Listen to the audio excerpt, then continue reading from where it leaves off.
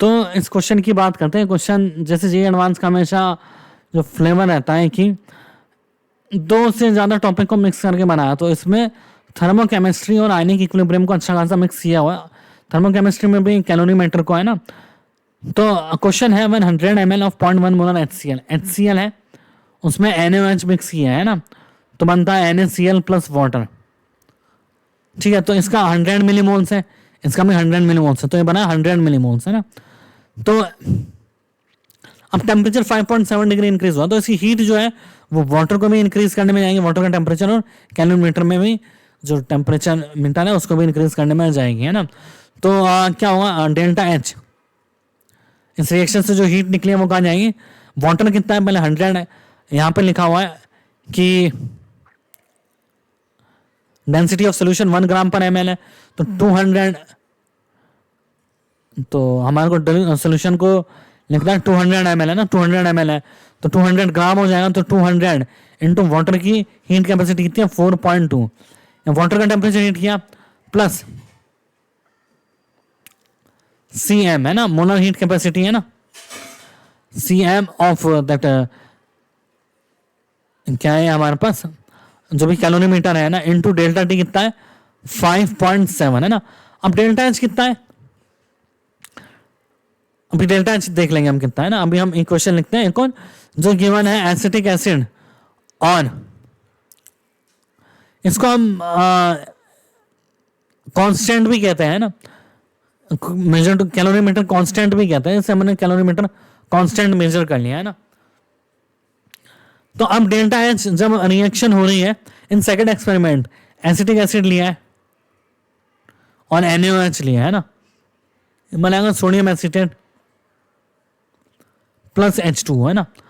तो 100 ml of 2 molar acetic acid mix with 100 ml of 1 molar NaOH, तो ये हो जाएगा हमारे पास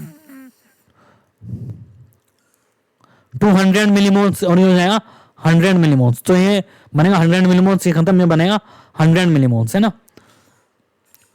तो यहाँ पे वाटर अभी भी कितना है, वाटर तो 200 ही है, तो इसका डेल्टा एच कितना होगा, इसका डेल्टा एच कितना होगा, डेल्टा एच 1 लिख लेते हैं ना, तो 200 इंटू 4.2 प्लस Cm इंटू 5.6, यहाँ टेम्परेचर कितना इंक्रीज हुआ 5.6, तो इसका डेल्टा एच 1 इतना है, डेल्टा एच 1 इतना है, डेल्टा एच 2 बोल देते हैं इसको, डेल्टा एच 2 कितना है।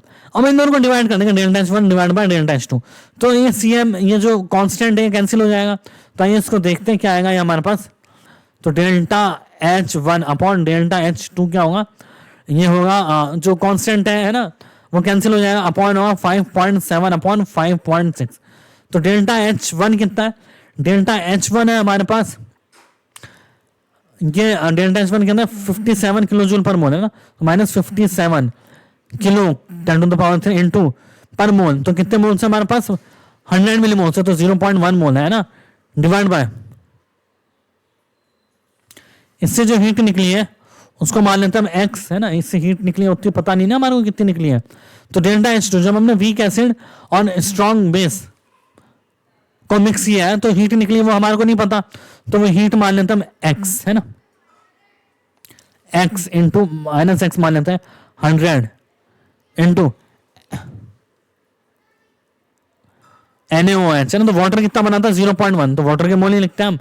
याद रखना मोल्स किसके कंसीडर करते हैं, वाटर के, या फिर है ना वाटर के मोल्स कंसीडर करते हैं हम, इक्वल्स टू वाटर के मोल्स का क्या मतलब है, वाटर के मोल्स का मतलब है जब एसिड और NaOH रिएक्ट करके कितनी हीट देंगे है ना, जैसे CH3COOH प्लस NaOH रिएक्ट करके दे रहे हैं CH3COONA प्लस H2, तो अगर वाटर 1 मोल बना है तो हम क्या करेंगे 1 इंटू, अगर स्ट्रॉन्ग होता 1 इंटू माइनस 57 है ना, अब वाटर 2 मोल्स बनता है तो 2 इंटू माइनस 57 करते हैं, तो ये मेरा तरीका है कि मैं जितने वाटर के मोल्स बनते हैं उसको मल्टीप्लाई करता हूँ, इससे कंफ्यूजन नहीं रहता कि एसिड और बेस में से किसके मोल से मल्टीप्लाई करें, है ना, वाटर के जितने मोल बने मल्टीप्लाई बाय 57 कर दो, या फिर जो भी बना है ना, स्ट्रॉन्ग के केस में 57 है, इसमें उससे कमी होगा है ना, तो वाटर के मोल कितने बने यहाँ पे 0.1 मोल बने ना, 100 मिलीमोल्स बने, ये हो जाएगा डिवाइड बाय 57, 5.7 को लिखना 57/56, तो यहाँ से ये गया है ना,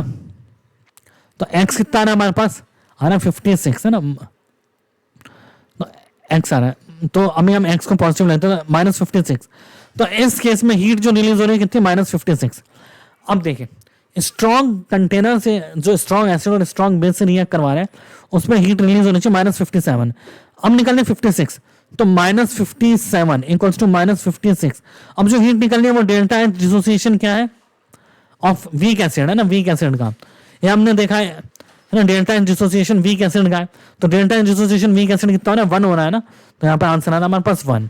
ठीक है, देखो हीट निकलती है स्ट्रॉन्ग एसिड और स्ट्रॉन्ग बेस से। अब जो हीट कम निकलनी है उसका मतलब कुछ हीट यूटिलाइज हुई है विद इन द सोल्यूशन। अब वो विद इन द सोल्यूशन क्या यूटिलाइज हुई है, एसिटिक एसिड को डिसोसिएट करने में पूरा। तो यहाँ पे आंसर आना है 1। ठीक है, तो इसका आंसर है 1। आइए नेक्स्ट क्वेश्चन देखते हैं। The pH of the solution after experiment 2।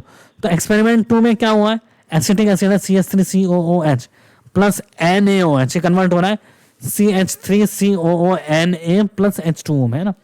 तो 100 ml पॉइंट ये हो रहा है 200 ml है ना।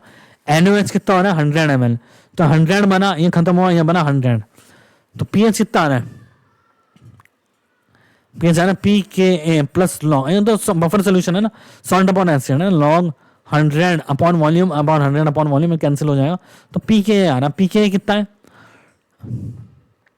2 × 10⁻⁻5 है Ka। तो pKa कितना है 5 माइनस लॉग 2, तो 5 माइनस 0.3, तो यहाँ 4.7। तो इसका आंसर है बी। पहले का आंसर था ए, इसका आंसर है हमारे पास बी।